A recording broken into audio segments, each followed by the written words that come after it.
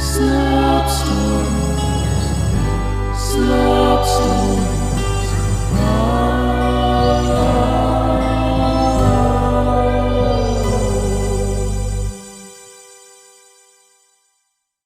Slop Stories presents Cerebral Tower by Kenzie Campbell. The moment was dark, with only a faint glow of light emitting from a crack in the cave. "I am weak," Elliot lamented, his voice matching the darkness around him. "All experience weakness time and again. You must persevere."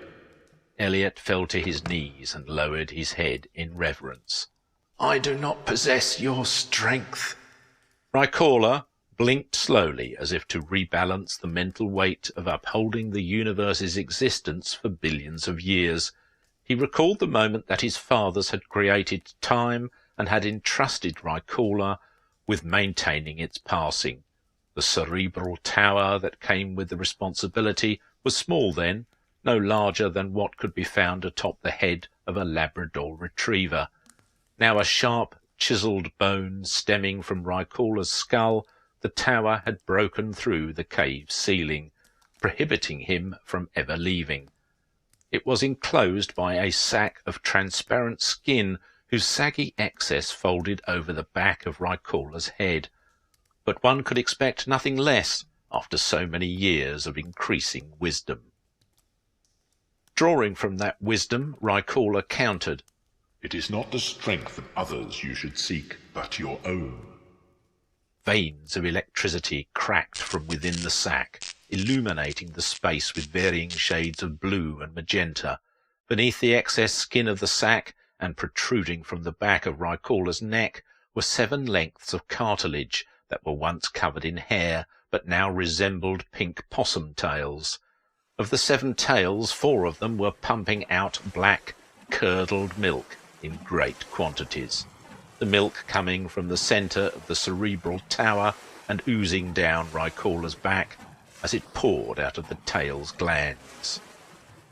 Though the Earth's continent was never meant to function in this way, the Queen of the Sea had grown strong, and in one moment of blinding terror, the continent had shattered into thousands of pieces under her violent power. Rycaller had taken it upon himself to lend the abundant resources of his cerebral tower to fend off the Queen, and in doing so, 7 continents formed and survived for millions of years after the event, each one creating their own cultures and civilizations over time. The 4 tails, still pumping large quantities, were of great fortune, an indication that 4 of Earth's continents were still alive and well. One of the remaining 3 tails was clearly struggling, as its milk was thin and showing signs of drying up. The other 2 tails were parched and moistureless, suggesting they'd sunken and fallen victim to the Queen. Rycaller issued a deep groan, a groan that had once boomed across hundreds of galaxies, but had since been reduced to a weak rasp in his old age. "This mockery," he started, but paused and closed his eyes in contemplation. "This mockery of a solution to the wretched Queen's foul deeds will not last. The milk was never meant to be drained from the centre of the tower, nor were the continents meant to rely on me for sustenance. Time is their god, and I am Time's." Rycaller opened his eyes and looked down toward Elliot. "The Queen will consume them all if we do not act quicker. I can already feel one growing weaker by the second." He winced as the drying tail did a kicking twitch. Elliot rose to his feet and puffed out his chest. "I am ready," says the boy who came to me wallowing in his weakness not even 30 seconds ago. "I am a boy no longer, and recognizing weakness is a sign of strength. Let me show you my strength in this." The sack surrounding the cerebral tower pulsated in thought, putting all of the excess skin to use and exposing the oozing neck tails. Rycaller brought a frail finger to his lips and stared into Elliot's soul. Very well. Rycaller snapped his fingers and two intangible shadows entered the cave. After a bow, they looked up at Rycaller for instruction. Rycaller nodded in Elliot's direction, and the shadows wisped over and tore Elliot's clothes from his body. A third shadow descended from above, forced Elliot's mouth open, and rammed an ear of cobbed corn so far down his throat that it burst through his esophagus and lodged itself onto his first vertebrae. The shadow was a master at securing a lasting corn clot. As the shadows left, Rycaller lifted a hand, palm up, and Elliot began levitating. The decisive act of beginning to take a stronger stand against the Queen of the Sea was so powerful that it breathed life back into the two tails that were previously dried and cracking. All 7 tails on Rycaller's neck began whipping in the air, thick black milk flinging in all directions. Rycaller pointed the index fingers from his 3 hands directly at Elliot, and slowly began moving them through the air as if he was conducting a musical orchestra. Indeed, classical music of a celestial nature did begin playing through the cave as Rycaller continued. Elliot wept silently through big round eyes as his rib cage cracked and flung open like a set of double doors. His blue blood flowed, but Rycaller held it all in solid bubbled suspense in the air beside him. The tails flailed even more violently with each step in the process. Rycaller extended 2 fingers toward Elliot's chest, then pulled them back toward himself, and all of Elliot's ribs followed. As if by an unknown prompting, 6 of the 7 tails went soft as clay and detached from Rycaller's neck. The raining black milk stopped in an instant, and Rycaller's cerebral tower shuddered briefly from the relief of no longer needing to serve as host to the parasites. All except the 7th, which was the most important. One by one the tails floated into Elliot's empty rib slots.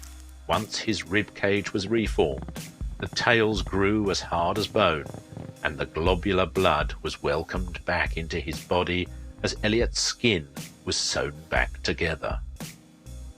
Elliot's eyes had turned black from the physical anguish and mental stress he'd endured, but he knew that this was his chance to prove himself worthy of being Rycaller's successor in upholding the existence of the entire universe. Rycaller could feel his godly strength returning, despite his old age, but knew that the final step had not yet been completed. He looked toward the ground, then slowly raised his head. The corn clot dislodged from Elliot's throat and began rising with Rycaller's motions. Along with the clot came the entirety of Elliot's spine as it slithered and scraped its way through his body. Once removed, the 7th and final possum tail took to the air and darted back down into the cavity where Elliot's spine once resided. And at that, Elliot was lowered gently to the ground in speechless pain. Back on Earth, every island of every continent had emerged from the sunken depths of the sea, and the air was filled with the deranged hissing of the Queen's fury. The creatures called humans cheered and roared, giving thanks to the sky for their rescue. They gazed toward the horizon and watched for 3 straight days as the islands of the sea became one again. Rycaller's cerebral tower grew steadily taller from that point on, with Elliot at the tip in an eternal, unimaginably painful perch, watching from afar as the humans worshipped their unknown saviour in the new world that they called Pangea Reborn.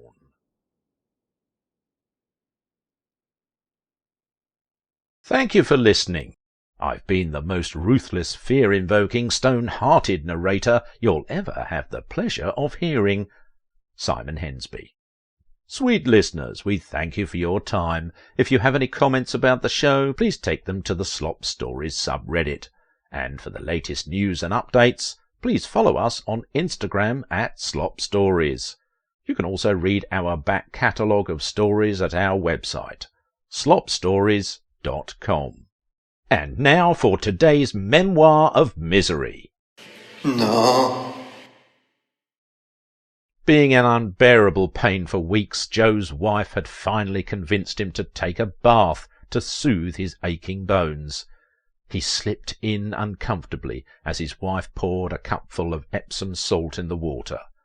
But before the salts had a chance to fully dissolve, vegetable sprouts sprang up from Joe's entire body until he was fully covered and the water was completely absorbed.